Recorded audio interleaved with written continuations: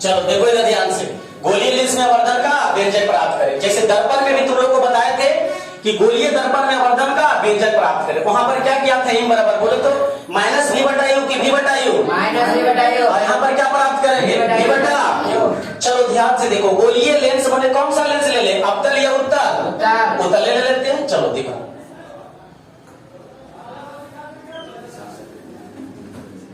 बताओ ये कौन अक्ष है, ये बीच में जो है कौन बिंदु है, इसे किसे सूचित करते हैं?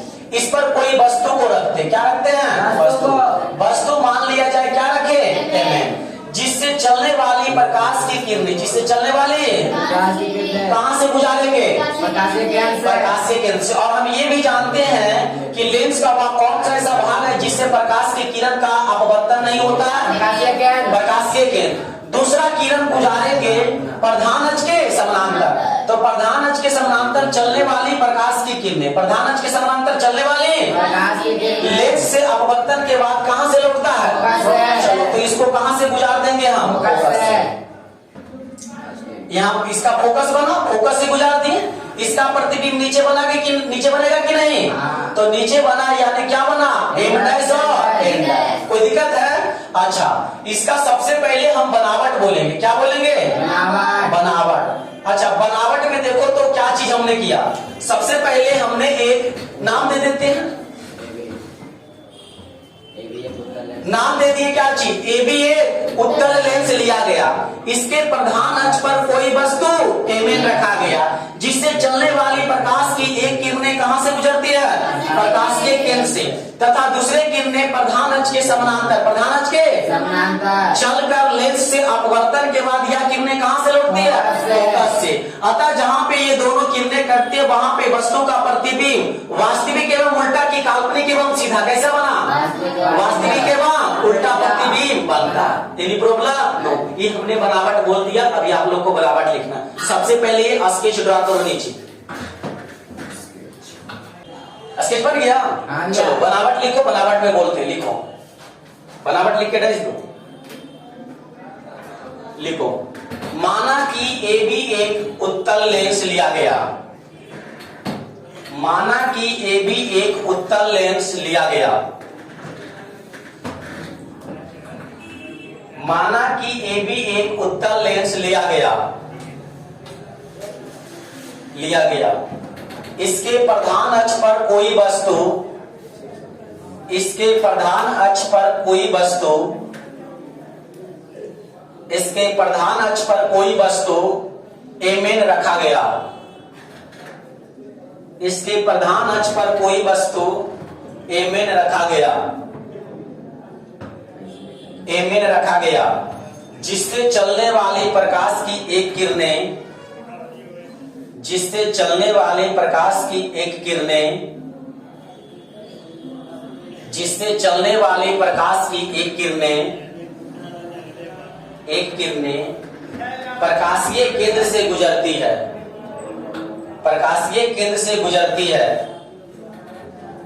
प्रकाशीय केंद्र से गुजरती है, तथा दूसरी किरणें, तथा दूसरी किरणें,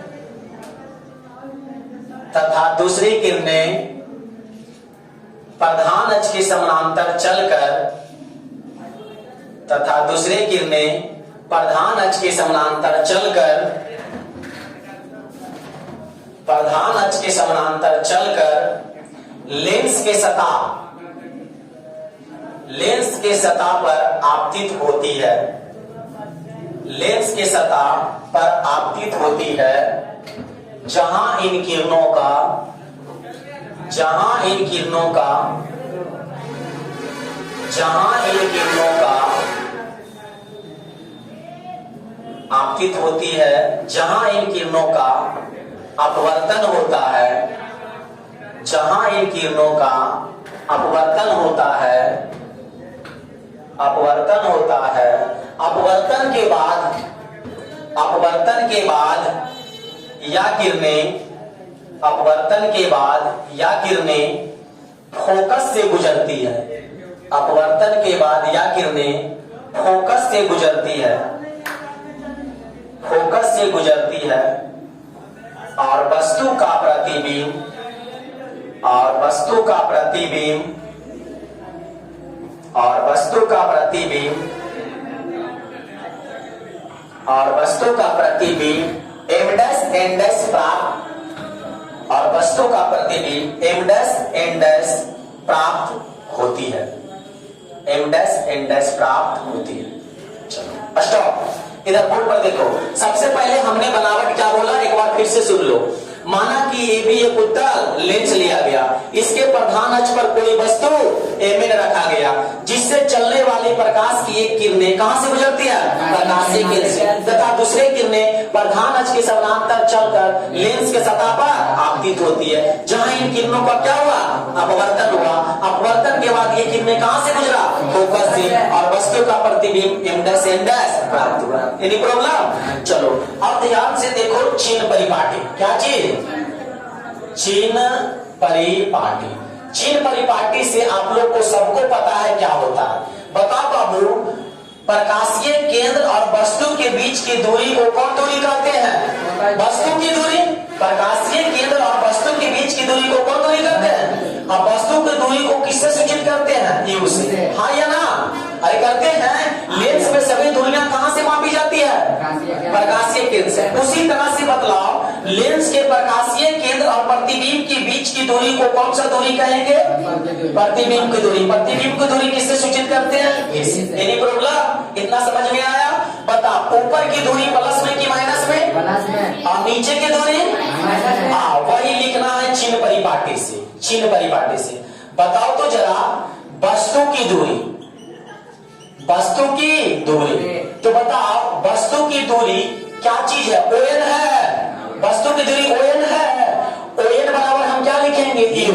माइनस में कि प्लस में? माइनस में। हाँ, इसके बाद हम क्या लिखेंगे? प्रतिबिंब की दूरी। प्रतिबिंब की दूरी।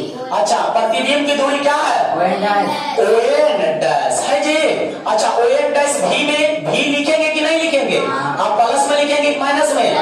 प्लस छोड़ दें। चलो आगे आओ। अच्छा, इसके बाद बताओ तो वस्तु की ऊंचाई। वस्तु की ऊंचाई। वस्तु की ऊंचाई क्या चीज लिखेंगे? एमएन लिखेंगे। अच्छा, एमएन लिख दिए। अच्छा, ऊंचाई कुछ मान ले, कुछ ऊंचाई होगा वस्तु का, h1 मान ले, और प्रतिबिंब का भी कुछ ऊंचाई होगा, h2। तो बताओ एमएन बराबर हम क्या लिखेंगे? अब बताओ, प्लस में कि माइनस में? ऊपर वाला दूरी क्या होता है? ऊपर वाला दूरी प्लस, इसलिए h1 क्या लिख देंगे? अब ये क्या लिखेंगे बताओ तो? हाँ, प्रतिबिंब की ऊंचाई। अभी नहीं कहना आई यार, ये ऊपर था तो इसलिए इसको ऊंचाई बोले, तो ये नीचे तो लिखिए प्रतिबिंब के नीचाई, ऐसे नहीं, ठीक है? तो प्रतिबिंब की ऊंचाई क्या लिखेंगे बोलो तो? एम डैश और एन डैश। आ जाओ, प्रतिबिंब की ऊंचाई क्या लिखेंगे? h2। माइनस में कि प्लस में? चलो माइनस में, कोई दिक्कत? आगे आओ, क्रिया इसके बाद देखेंगे। क्या चीज? क्रिया। क्रिया में ध्यान से समझो, यहाँ पे दो त्रिभुज बन रहा होगा, एम एन ओ। देखो त्रिभुज है, एम एन ओ त्रिभुज है, तो यहाँ लिखेंगे त्रिभुज एम एन ओ, तथा एक दूसरा त्रिभुज बन रहा होगा, देखो इधर M dash N dash O बन रहा है त्रिभुज M dash N dash O. तो लिखेंगे क्या चीज? त्रिभुज M dash N dash O क्या है? समरूप है। क्या है? समरूप है। Any problem? अच्छा, हम तुम लोग को बतलाए थे समरूप क्या होता है। अगर जो भी वस्तु या जो भी व्यक्ति या किसी दूसरे से समरूप हो गया, वो हर तरह से क्या होता है? नहीं पता? समरूप और सर्वांगसम नहीं समझ में आता है? समझो, सर्वांगसम, सर्व मतलब सभी जगह, आंगसम मतलब बराबर, जो हर तरह से बराबर होता है उसे हम बोलते हैं सर्वांगसम। क्या बोलते हैं? सर्वांगसम। क्या ये हर तरह से बराबर है? ये ब्लैक ही बोलो, पहली है ना?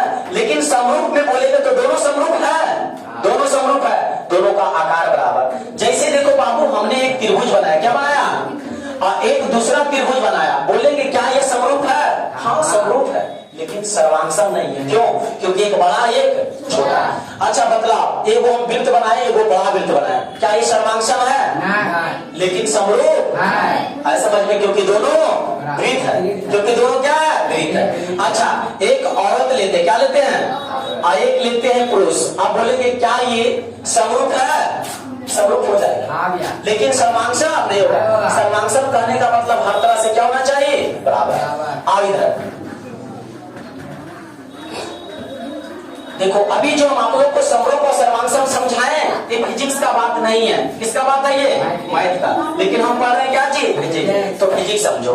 इधर आओ, हमने लिखा त्रिभुज MNO तथा त्रिभुज M', क्या लिख दिया, समरूप। तो जो चीज समरूप होता है वो हर तरह से क्या हो जाता है। तो हम लिख सकते हैं, ध्यान से देखो, MN इधर त्रिभुज का लिए MN, तो इधर का क्या लिखेंगे, M' बराबर।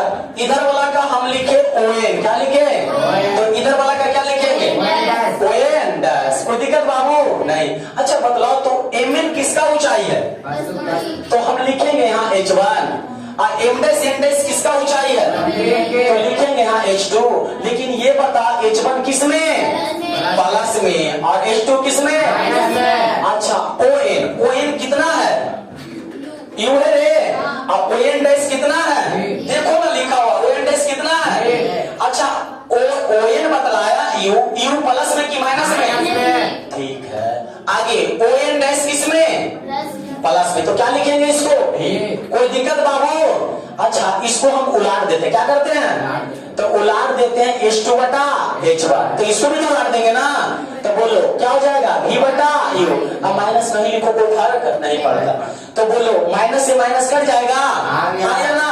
बताओ H2 बटा H1, बोलो प्रतिबिंब के ऊंचाई बटा वस्तु की ऊंचाई के अनुपात को क्या कहते हैं। तो इतना बराबर हम क्या लिखेंगे, इतना बराबर क्या लिखेंगे, M। तो M बराबर क्या हो गया, V बटा U। यही साबित करना था कि दूसरा चीज आया समझ में। बस इसको नोट कीजिए, ये प्रश्न 5 नंबर में दे देता है। जैसे तुम लोग वहां दर्पण पढ़ा था, M बराबर R/2, M बराबर माइनस V बटा U, 1 बटा V प्लस 1 बटा